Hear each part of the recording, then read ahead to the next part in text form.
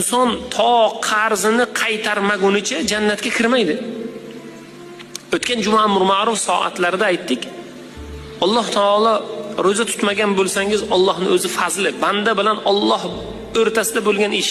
Alloh behojat zot, Alloh rahimli dil zot. Kechirib yuborishligi mumkin.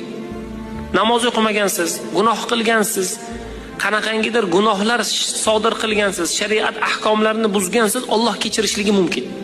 Lekin birodar, banda bilan banda orasidagi qarzlarni Alloh kechirmaydi, chunki Alloh qo'shilmaydi bunga.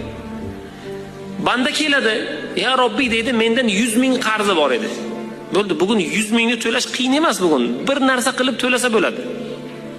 Yoki men qarzdorman birodar, bir qismini kech, bir qismiga harakat qilaman desangiz, yarmini kechib yuboradi, yo umuman hammasini kechib yuboradi.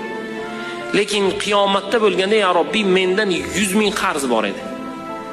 Endi 100 ming